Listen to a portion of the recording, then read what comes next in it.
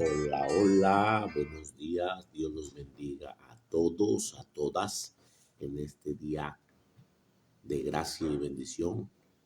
Lunes, inicio de semana, lunes, bendición. 13 de enero, lunes, estamos celebrando San Hilario. Bendiciones a todos los Hilarios, que Dios los bendiga. Mi hermano, el padre Hilario de Tuspan, es su santo. Y a los que es día de sus cumpleaños, muchas bendiciones. Y bueno, pues aquí tenemos al Padre Gregorio, que es día de sus cumpleaños hoy. El Señor lo bendijo, que Dios le dé mucha fortaleza, gracia y bendición. Escuchamos este canto en este día de la vida de los santos, inicio de semana en el Señor.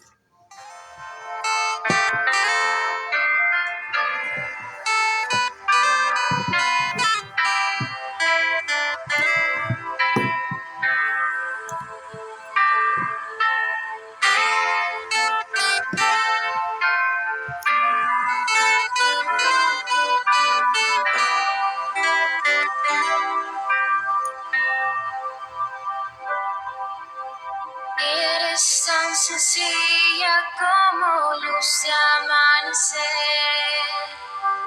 Eres tu María, fortaleza de mi fe. Tú eres flor, eres el Señor. Te dejas acariciar por su amor. Eres tan humilde como el vuelo de un gorrión. Eres tú, María, el regalo del amor. Tú eres flor, eres el Señor. Te dejas acariciar por su amor. Yo quiero estar en las manos del Señor como tú,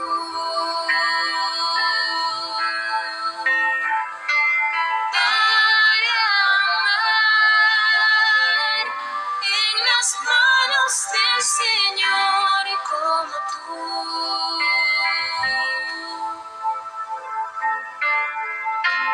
Como tú,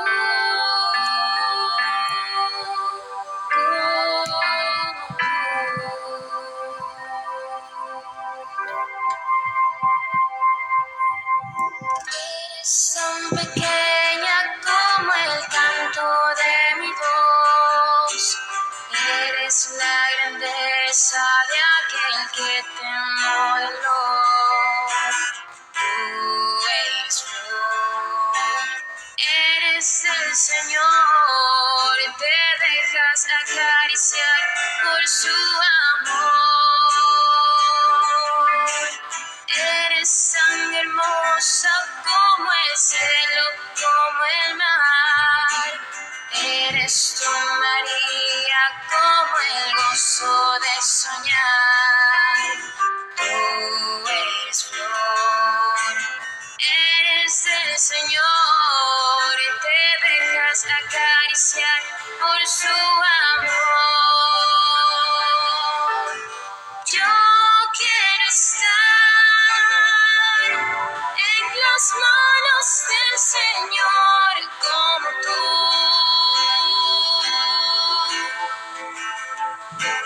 para amar en las manos del Señor como tú, como tú.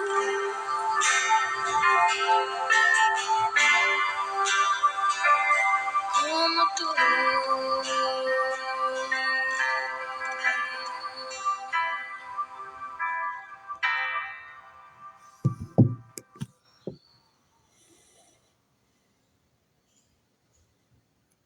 En el nombre del Padre, del Hijo, del Espíritu Santo. Amén. San Hilario del año 368. Su nombre significa amable y sonriente. No creo que Los Hilarios que he conocido no han tenido esas características, amable y sonriente.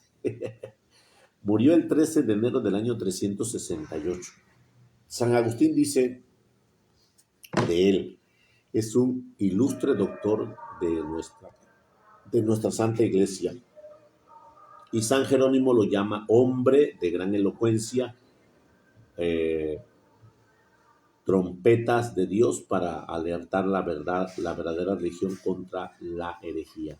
Y añade, San Cipriano y San Hilario son dos inmensos cedros que Dios plantó del mundo a su iglesia.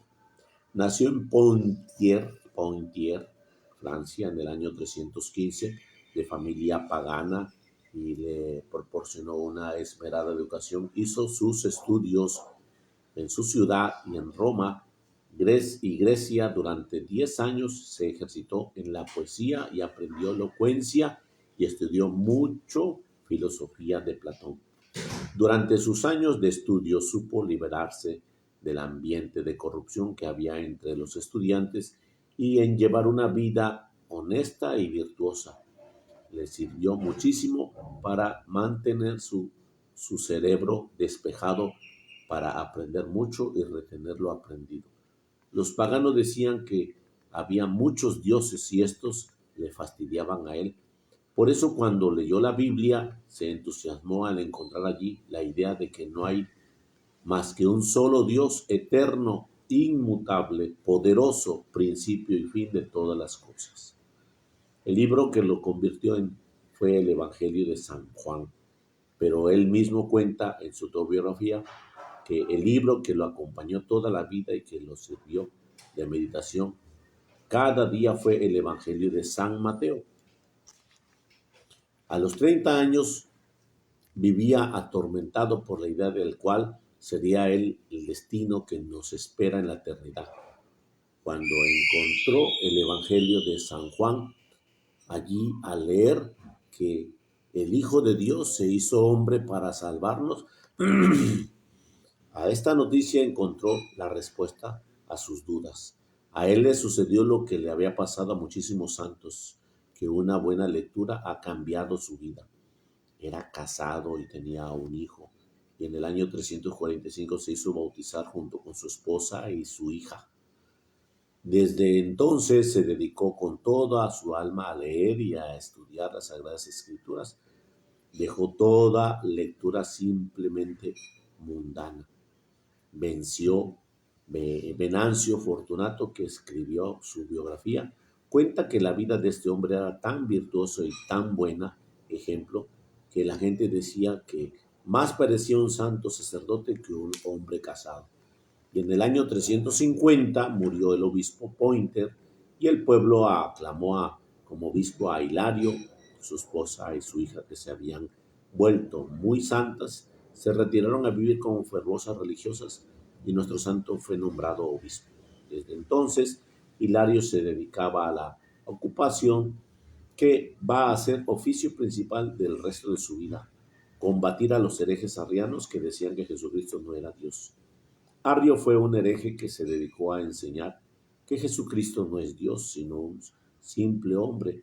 Los obispos de todo el mundo se reunieron en el concilio de Nicea, año 325, y proclamaron que Jesucristo sí es Dios y que el que niega esta verdad queda fuera de la Iglesia Católica. Pero el emperador Constancio se dedicó a apoyar a los arrianos y a perseguir a los verdaderos cristianos. Nombraba obispos arrianos en las principales ciudades y desterraba a los obispos que proclamaron la divinidad de Jesús. Hilario organizó la resistencia de todos los obispos católicos de Francia contra los obispos arrianos. Y en París reunió a los obispos católicos y estos condenaron a los que seguían a Arrio.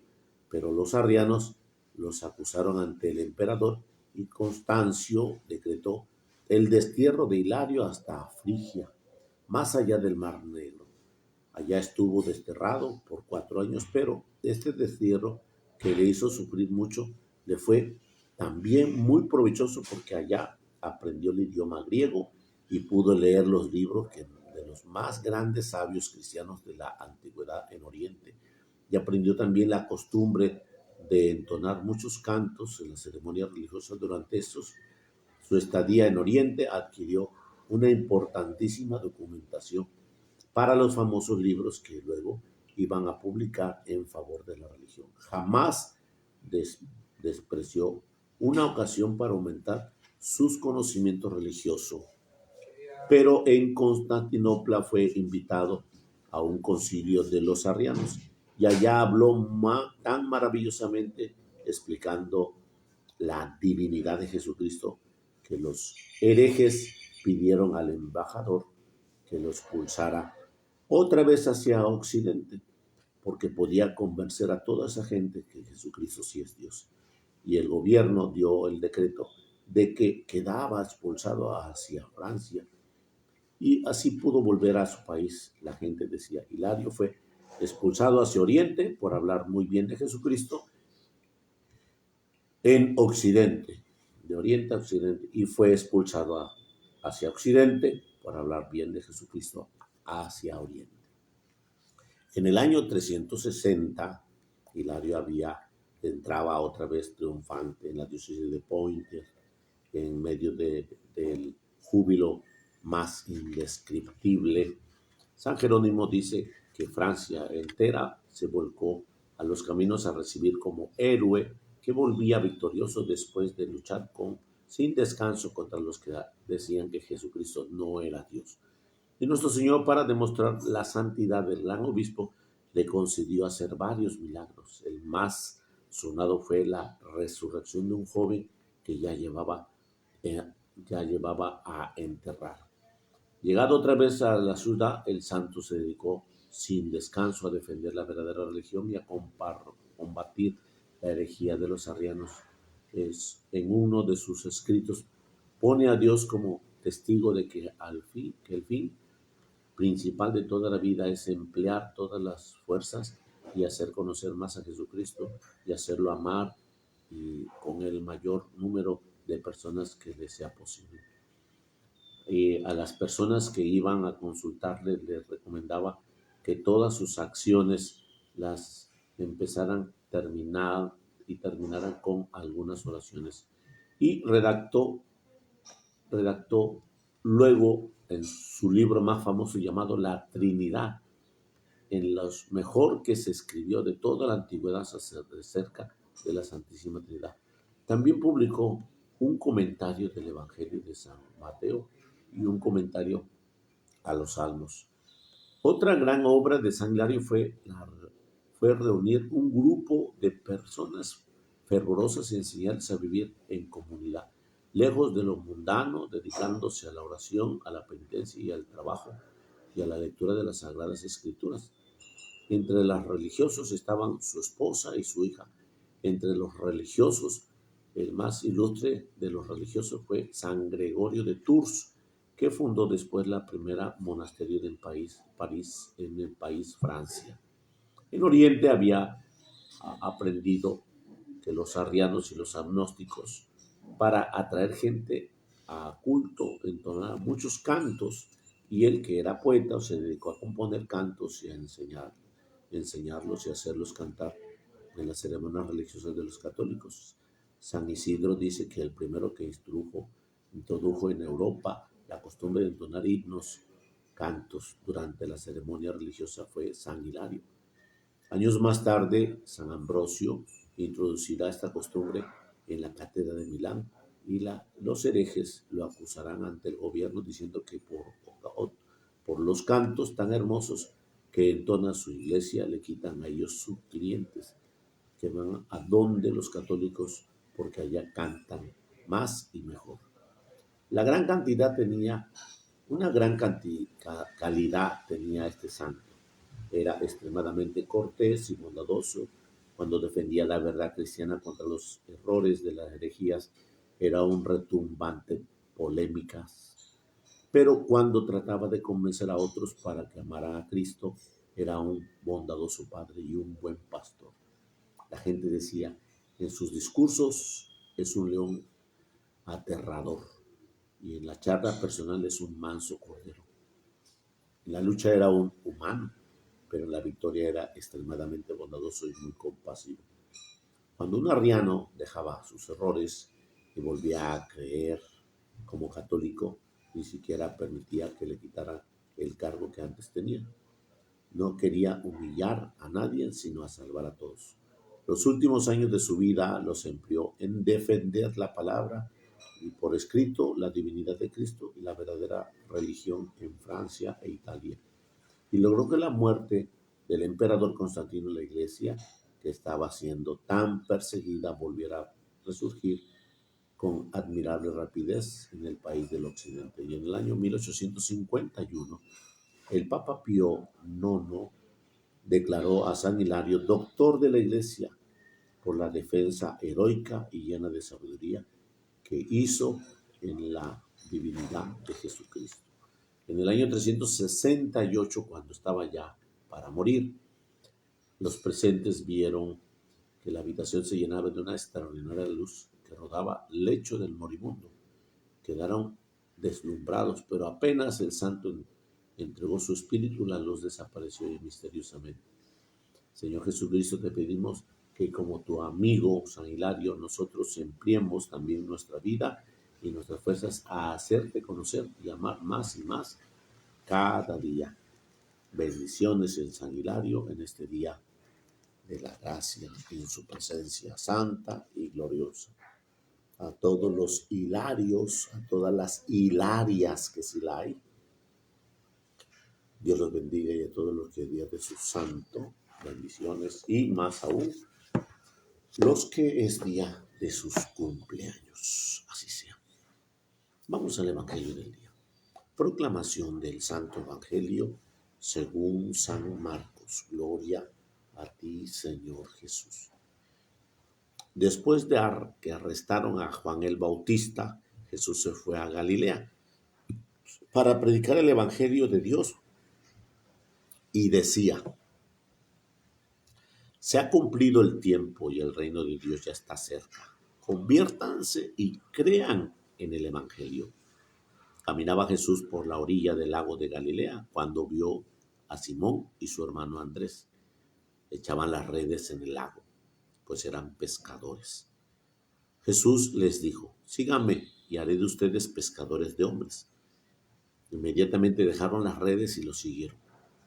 Un poco más adelante vio a Santiago y a Juan, hijos de Zebedeo, que estaban en una barca remendando las redes.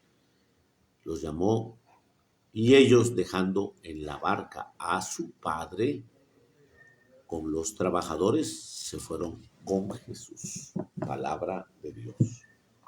Gloria a ti, Señor Jesús.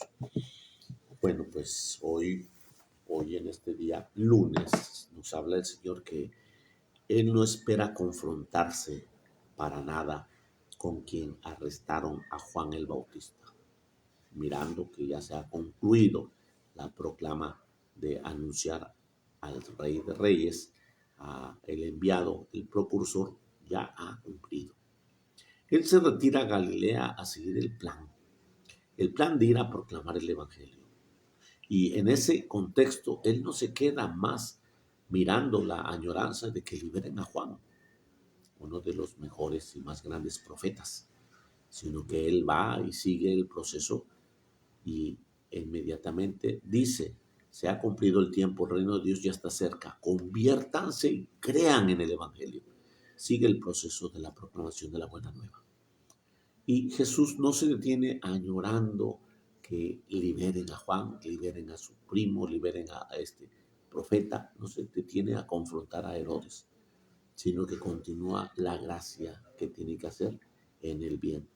¿Cuántas veces tú y yo, que vemos a un adversario o a un hermano que nos ha hecho mal, nos esperamos a decirle algunas cosas, a confrontarnos, a alterarnos, a decir: no, tienes que seguir el proceso de la evangelización, tienes que seguir el proceso de la gracia en el Evangelio? Entonces Jesús se va a Galilea, y inmediatamente a las orillas del lago de Galilea se encuentra con un par de trabajadores que están en su labor de pescar. Dice aquí Jesús vio a Simón y a su hermano Andrés que echando las redes al lago.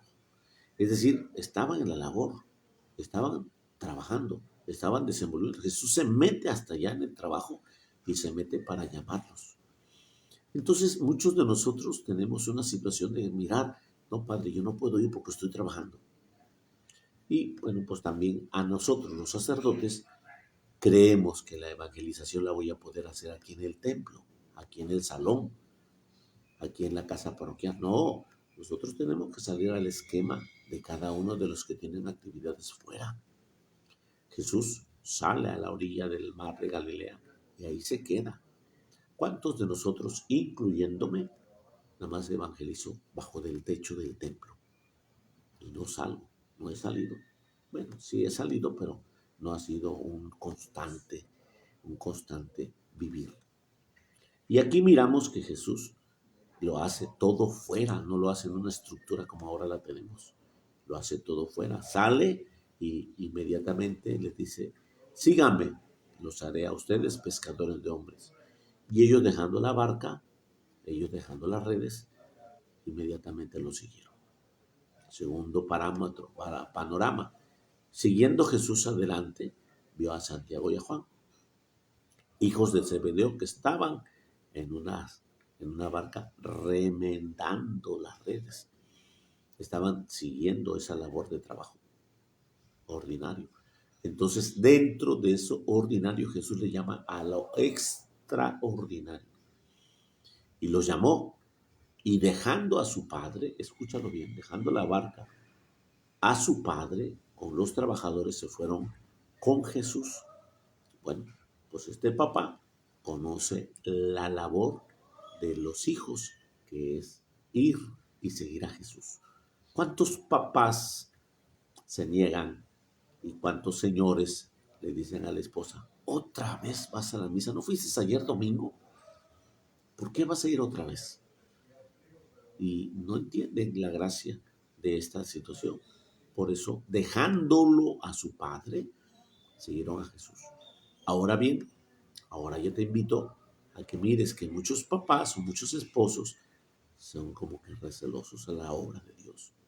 Y Jesús siempre nos va a llamar entre la familia, entre los trabajos, nos va a llamar. Y yo te invito a que pues tengas ese detalle de mirar ese llamado que te hace. Ahora no te va a decir, deja tu trabajo y vente para acá. No, no, no. Ahí tienes que tú evangelizar en tu trabajo, con tu buena conducta, con tu relación con los demás, con tu comunión en ese contexto y en esa realidad de acompañar a los demás.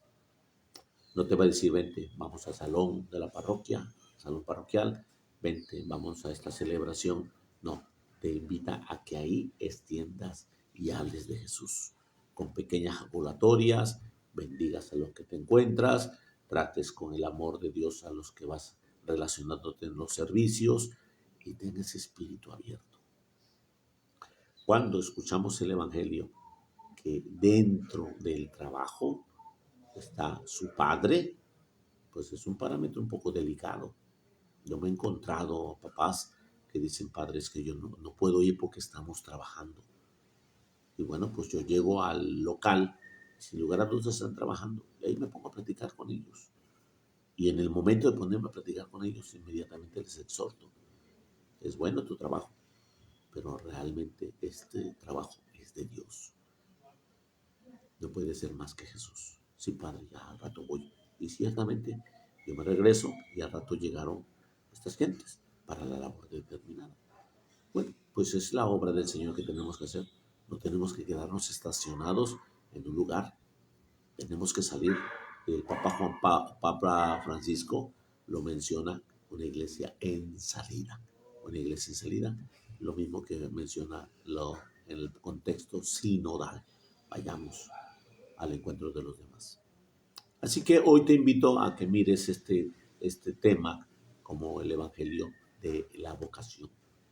Nos habla el Señor hacer la obra de ser todos ser pescadores de hombres. Que vayas y pesques con esa gentileza que vayas y peques con esa generosidad, pesques con esa generosidad, que vayas y pesques con esa gracia de bendición.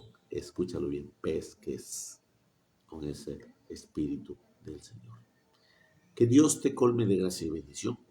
Nos vemos al ratillo en un momento de la celebración en ese día. En nombre del Padre, del Hijo, del Espíritu Santo. Amén. Bendiciones a todos desde la parroquia de Cristo Rey, Nuestra Señora del Carmen, diócesis de Veracruz. Los quiero. Bye.